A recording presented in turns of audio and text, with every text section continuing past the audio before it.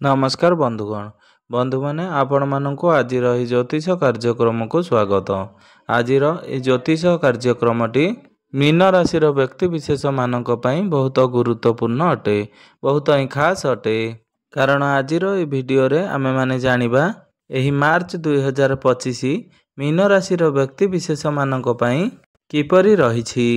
एही मार्च मासरे आपनक जीवन रे केउं सब बड़ परिवर्तन हेबा पई जाउछि। मीन राशि मासिक राशिफल उपरे आमे माने विस्तार भावरे आलोचना करिबा।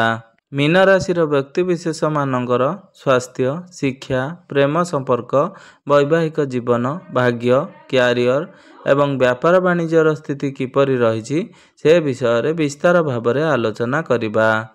नवग्रहंकर स्थिति मध्य देखिबा। नवग्रह केउं प्रकारर फल प्रदान करिबारे सक्षम हेबे।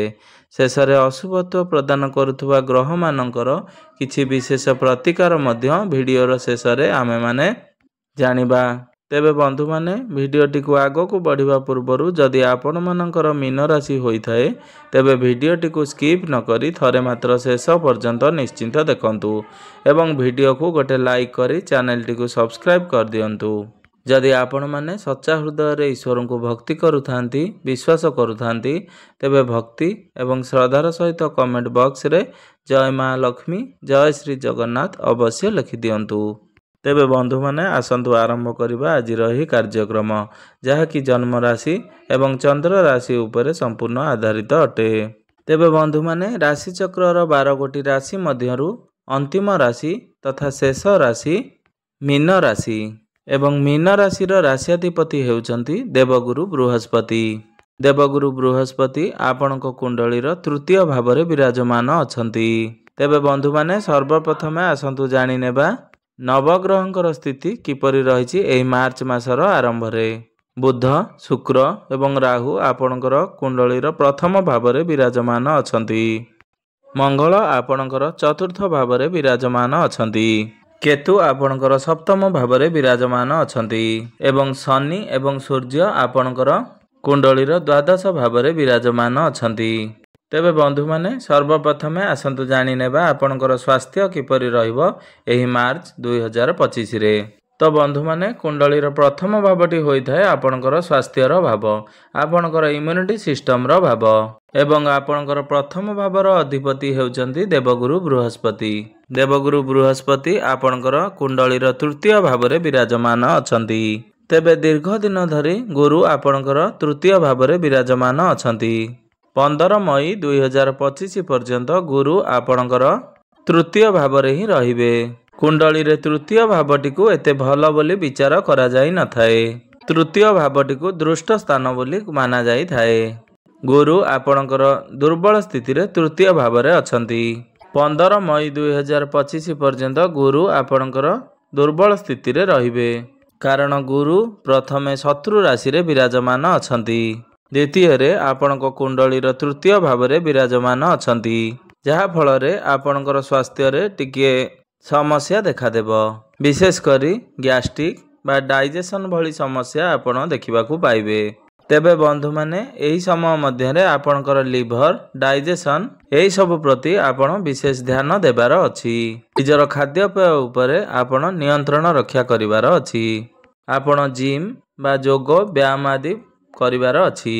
कारण एही समय रे आपणकर मोटापण भली समस्या देखा देई पारे। सेपरि बड़ स्वास्थ्य जनित समस्या जेहेतु नाही किंतु ए भली किछि छोट मोट समस्या आपणकर देखा देई पारे। विशेष करी स्टोमक रिलेटेड किछि प्रॉब्लम देखा देबो। एबे आसंतु जानि नेबा आपणकर शिक्षा क्षेत्र किपरि रहिबो एही मार्च मास 2025 रे। तो कुंडलीर पंचम भावटी होइथाय आपणकर शिक्षा क्षेत्रर भाव। आपणकर पंचम भावर अधिपति हेउचंती चंद्रमा, जे कि प्रति 2 दिन रे थरे निजर राशि परिवर्तन करंती। तो जदि आपण मानकर मीन राशि होइथाए तो पाठ पढ़ारे आपणकर मन सेतेटा लागू नथिबो। आपण पाठ पढ़ारे बसिले मध्य बारंबार माइंड डाइवर्ट हेउथुबो, अन्य मनस्क होउथुबे। जेहेतु आपणकर पंचम भावर अधिपति चंद्रमा अटंती सेथि पई पाठ पढ़ारे आपण सर्वदा अन्य मनस्क रहुथुबे। पाठ पढ़ारे बेले बेले एमिति होइथाए आपण बहुत मन ध्यान देई पाठ पढ़ी थांती କିନ୍ତୁ ମଝିରେ ମଝିରେ ଆପଣଙ୍କର ମାଇଣ୍ଡ ଡାଇଭର୍ଟ ହୋଇଯାଇଥାଏ। ମାତ୍ର ମାର୍ଚ୍ଚ ମାସଟି ଆପଣଙ୍କର ପାଠପଢ଼ାକୁ ନେଇ ବହୁତ ଭଲ ରହିବ। ବୁଧ ଏବଂ ଶୁକ୍ର ଆପଣଙ୍କର ପ୍ରଥମ ଭାବରେ ବିରାଜମାନ ଅଛନ୍ତି, ଯାହାଫଳରେ ଆପଣଙ୍କର ପାଠପଢ଼ାର ସ୍ଥିତି ବହୁତ ଭଲ ରହିବ। ଆପଣଙ୍କର ପାଠପଢ଼ାରେ ମନ ଲାଗିବ। ଆପଣ ଯେଉଁ ବି ପାଠ ପଢ଼ିବେ ଆପଣଙ୍କର ମନ ରହିବ। ଯଦି ଏହି ମାର୍ଚ୍ଚ ମାସରେ ଆପଣଙ୍କର କୌଣସି ଏକ୍ଜାମ ରହିଛି ତ ସେଥିରେ ଆପଣ କୃତକାର୍ଯ୍ୟ ହେବେ। ଯଦି ଆପଣ ଏହି ମାର୍ଚ୍ଚ ମାସରେ କୌଣସି ଆଡ଼ମିସନ୍ କିମ୍ବା ଫର୍ମ ଫିଲ୍ଅପ୍ କରିବାକୁ ଚାହୁଁଛନ୍ତି ତ ପାଠପଢ଼ାରେ ଆପଣଙ୍କର ଯେକୌଣସି ନିଷ୍ପତ୍ତି ନେବାକୁ ଚାହୁଁଛନ୍ତି ତ ଆପଣ ଆଖି ବୁଜି ତାହା କରିପାରିବେ। ତ ପାଠପଢ଼ାକୁ ନେଇ ଆପଣଙ୍କର ଏହି ମାର୍ଚ୍ଚ ମାସଟି ସପୋର୍ଟିଭ୍ ରହିବ। ତେବେ ବନ୍ଧୁମାନେ ଏବେ ଆସନ୍ତୁ ଜାଣିନେବା ଆପଣଙ୍କର ପ୍ରେମ ଜୀବନ କିପରି ରହିବ ଏହି ମାର୍ଚ୍ଚ ମାସ 2025ରେ। ତେବେ ବନ୍ଧୁମାନେ କୁଣ୍ଡଳୀର ପଞ୍ଚମ ଭାବଟି ଶିକ୍ଷା କ୍ଷେତ୍ରର ଭାବ ହେବା ସହିତ ପଞ୍ଚମ ଭାବଟି ଆପଣଙ୍କର ପ୍ରେମ ଜୀବନର ଭାବ, ଆପଣଙ୍କର ସନ୍ତାନ ସନ୍ତତିର ଭାବ। ତେବେ ବନ୍ଧୁମାନେ ଯେହେତୁ ଚନ୍ଦ୍ରମା ଅଟନ୍ତି ଆପଣଙ୍କର ପଞ୍ଚମ ଭାବର ଅଧିପତି ତ ନିଶ୍ଚିନ୍ତ ଭାବରେ ଆପଣ ଲକ୍ଷ୍ୟ କରିଥିବେ ଆପଣ ଯାହାଙ୍କ ସହିତ ରିଲେସନସିପ୍ରେ ଅଛନ୍ତି ସେ ପ୍ରାୟତଃ ଚଞ୍ଚଳ ସ୍ୱଭାବର ହୋଇଥାନ୍ତି ଏବଂ ଅଧିକାଂଶ ସମୟରେ ତାଙ୍କର ମାଇଣ୍ଡ ସୁଇପ୍ ହୋଇଥାଏ। ତ ଆମେ ଯଦି ମାର୍ଚ୍ଚ ମାସର କଥା ହେବା ତ ପ୍ରେମର କାରକ ଗ୍ରହ ଶୁକ୍ର ଆପଣଙ୍କ କୁଣ୍ଡଳୀର ପ୍ରଥମ ଭାବରେ ବିରାଜମାନ ଅଛନ୍ତି ଏବଂ ଶୁକ୍ର ସେଠାରେ ବହୁତ ଉଚ୍ଚସ୍ଥ ଅଛନ୍ତି, ଯାହାଫଳରେ ମାର୍ଚ୍ଚ ମାସରେ ଆପଣଙ୍କର ଭଲ ପାଇବା ବହୁତ ଭଲ ରହିବ। ଆପଣଙ୍କ ମଧ୍ୟରେ କନେକ୍ସନ୍ ଭଲ ରହିବ। ଆପଣଙ୍କ ମଧ୍ୟରେ ଅଣ୍ଡରଷ୍ଟାଣ୍ଡିଂ ଠିକ୍ ରହିବ। ଶୁକ୍ରଙ୍କ ସହିତ ଯେହେତୁ ବୁଧ ବିରାଜମାନ ଅଛନ୍ତି ତ ଏହାର ବହୁତ ଶୁଭ ପ୍ରଭାବ ଆପଣଙ୍କର ପ୍ରେମ ଜୀବନ ଉପରେ ରହିବ। ମାତ୍ର 29 ମାର୍ଚ୍ଚକୁ ଶନି ଆପଣଙ୍କର ପ୍ରଥମ ଭାବକୁ ଆସିବେ, ଯାହାଫଳରେ ଆପଣଙ୍କ ମଧ୍ୟରେ ଜିଦ୍ଦି ସ୍ୱଭାବ ଦେଖାଦେବ। ତ ଆପଣଙ୍କୁ ଟିକେ ଏସବୁ ପ୍ରତି ବିଶେଷ ଧ୍ୟାନ ଦେବାର ଅଛି। ଶନି ଯେତେବେଳେ ଆପଣଙ୍କର ପ୍ରଥମ ଭାବକୁ ଚଳନ କରିବେ ତ ଆପଣଙ୍କ ମଧ୍ୟରେ ଯେପରି ଜିଦ୍ଦି ସ୍ୱଭାବ ନ ଆସେ ସେଥିପ୍ରତି ଆପଣ ଟିକେ ଦୃଷ୍ଟି ଦେବେ। ତେବେ ବନ୍ଧୁମାନେ ଏବେ ଆସନ୍ତୁ ଜାଣିନେବା ଆପଣଙ୍କର ବୈବାହିକ ଜୀବନ କିପରି ରହିବ ଏହି ମାର୍ଚ୍ଚ ମାସ 2025ରେ। ତେବେ ବନ୍ଧୁମାନେ କୁଣ୍ଡଳୀର ସପ୍ତମ ଭାବଟି ହୋଇଥାଏ ଆପଣଙ୍କର ବୈବାହିକ ଜୀବନର ଭାବ, ଆପଣଙ୍କର ଜୀବନ ସାଥୀଙ୍କର ଭାବ। ଆପଣଙ୍କର ସପ୍ତମ ଭାବରେ କେତୁ ବିରାଜମାନ ଅଛନ୍ତି। କେତୁ ହେଉଛନ୍ତି ମୁଣ୍ଡବିହୀନ ଗ୍ରହ, ଛାୟା ଗ୍ରହ। ସପ୍ତମ ଭାବରେ କେତୁଙ୍କର ଅବସ୍ଥିତିକୁ ଶୁଭ ବୋଲି ମାନାଯାଇ ନଥାଏ। କେତୁ ଆପଣଙ୍କର ସପ୍ତମ ଭାବରେ ରହି ଆପଣଙ୍କର ବୈବାହିକ ଜୀବନରେ ବହୁତ ସମସ୍ୟା ସୃଷ୍ଟି କରିଥାନ୍ତି, ଅଶାନ୍ତି ସୃଷ୍ଟି କରିଥାନ୍ତି। ଛୋଟ ଛୋଟ କଥାକୁ ନେଇ ଆପଣଙ୍କ ଭିତରେ ଝଗଡ଼ା ହୋଇଥାଏ, ଆପଣଙ୍କ ମଧ୍ୟରେ ଅଶାନ୍ତି ସୃଷ୍ଟି ହୋଇଥାଏ। ତେବେ ବର୍ଷେ ହେବ କେତୁ ଆପଣଙ୍କର ସପ୍ତମ ଭାବରେ ବିରାଜମାନ ଅଛନ୍ତି ଏବଂ 18 ମଇ 2025କୁ କେତୁ ଆପଣଙ୍କର ସପ୍ତମ ଭାବରୁ ଷଷ୍ଠ ଭାବକୁ ଚଳନ କରିବେ। ସେତେବେଳେ ଆପଣ ଆପଣଙ୍କର ବୈବାହିକ ଜୀବନରେ କିଛିଟା ଭଲ ଦେଖିବା ପାଇଁ ପାଇବେ। ତେବେ ଆମେ ଯଦି ମାର୍ଚ୍ଚ ମାସର କଥା ହେବା ସପ୍ତମ ଭାବର ଅଧିପତି ବୁଧ ଆପଣଙ୍କର ପ୍ରଥମ ଭାବରେ ବିରାଜମାନ ଅଛନ୍ତି। ବୁଧଙ୍କର ସିଧା ଦୃଷ୍ଟି ଆପଣଙ୍କର ସପ୍ତମ ଭାବ ଉପରେ ରହୁଅଛି। ଶୁକ୍ରଙ୍କର ଦୃଷ୍ଟି ମଧ୍ୟ ଆପଣଙ୍କର ସପ୍ତମ ଭାବ ଉପରେ ରହୁଅଛି, ଯାହାଫଳରେ ଏହି ମାର୍ଚ୍ଚ ମାସରେ ଆପଣଙ୍କର ବୈବାହିକ ଜୀବନ ବହୁତ ଭଲ ରହିବ। ଏବେ ଆସନ୍ତୁ ଆଲୋଚନା କରିବା ସବୁଠାରୁ ମହତ୍ତ୍ୱପୂର୍ଣ୍ଣ ବିଷୟବସ୍ତୁ ଆପଣଙ୍କର ଭାଗ୍ୟ, କ୍ୟାରିୟର ଏବଂ ବ୍ୟାପାର ବାଣିଜ୍ୟର ସ୍ଥିତି କିପରି ରହିଛି ଏହି ମାର୍ଚ୍ଚ ମାସ 2025ରେ। ତେବେ ବନ୍ଧୁମାନେ କୁଣ୍ଡଳୀର ନବମ ଭାବଟି ହୋଇଥାଏ ଆପଣଙ୍କର ଭାଗ୍ୟର ଭାବ ଏବଂ ଦଶମ ଭାବଟି ହୋଇଥାଏ ଆପଣଙ୍କର କାର୍ଯ୍ୟକ୍ଷେତ୍ରର ଭାବ, ଆପଣଙ୍କର କ୍ୟାରିୟରର ଭାବ ଏବଂ ସପ୍ତମ ଭାବଟି ହୋଇଥାଏ ଆପଣଙ୍କର ବ୍ୟାପାର ବାଣିଜ୍ୟର ଭାବ। ଆପଣଙ୍କର ଭାଗ୍ୟ ଭାବର ଅଧିପତି ହେଉଛନ୍ତି ମଙ୍ଗଳ। ମଙ୍ଗଳ ଆପଣଙ୍କର ଚତୁର୍ଥ ଭାବରେ ବିରାଜମାନ ଅଛନ୍ତି। ମଙ୍ଗଳ ସେଠାରେ ବହୁତ ଭଲ ସ୍ଥିତିରେ ବିରାଜମାନ ଅଛନ୍ତି। କୁଣ୍ଡଳୀରେ ଚତୁର୍ଥ ଭାବଟି ହୋଇଥାଏ ସମସ୍ତ ପ୍ରକାର ଭୌତିକ ସୁଖର ଭାବ। ତ ମାର୍ଚ୍ଚ ମାସରେ ନିଶ୍ଚିନ୍ତ ଭାବରେ ଆପଣଙ୍କର ଭାଗ୍ୟ ବହୁତ ଭଲ ରହିବ। ଆପଣଙ୍କୁ ଆପଣଙ୍କର ଭାଗ୍ୟର ସାଥ ସମ୍ପୂର୍ଣ୍ଣ ରୂପରେ ପ୍ରାପ୍ତି ହେବ, କାରଣ ଏହି ମାର୍ଚ୍ଚ ମାସରେ ମଙ୍ଗଳଙ୍କର ରାଶି ପରିବର୍ତ୍ତନ ହେବାର ନାହିଁ। ଏହା ବ୍ୟତୀତ ଦେବଗୁରୁ ବୃହସ୍ପତିଙ୍କର ଦୃଷ୍ଟି ମଧ୍ୟ ଆପଣଙ୍କର ଭାଗ୍ୟ ଭାବ ଉପରକୁ ରହୁଅଛି। ତ ମାର୍ଚ୍ଚ ମାସରେ ଆପଣଙ୍କୁ ଆପଣଙ୍କର ଭାଗ୍ୟ ପୂର୍ଣ୍ଣ ମାତ୍ରାରେ ସାଥ ମିଳିବ। ତ ଆପଣ ଏହି ସମୟରେ ଯଦି କିଛି ବଡ଼ ଇନଭେଷ୍ଟମେଣ୍ଟ କରିବାକୁ ଚାହୁଁଛନ୍ତି କିମ୍ବା କିଛି ବଡ଼ ଜିନିଷର କିଣାକିଣି କରିବାକୁ ଚାହୁଁଛନ୍ତି शेयर मार्केट स्टॉक मार्केट एवं ट्रेडिंग रे अर्थ विनियोग करने को चाहते किंबा जमी प्रॉपर्टी आदि किणाकिणी करने को चाहते तो आपण जदि किसी नूतन कार्य आरंभ करने को चाहते तो आपण को प्रत्येकटी कार्य आपण को सफलता प्राप्ति हेब। तेबे बंधु माने एबे आसंतु जानिबा आपणकर क्यारियर किपरि रहिबो एही मार्च मास 2025 रे।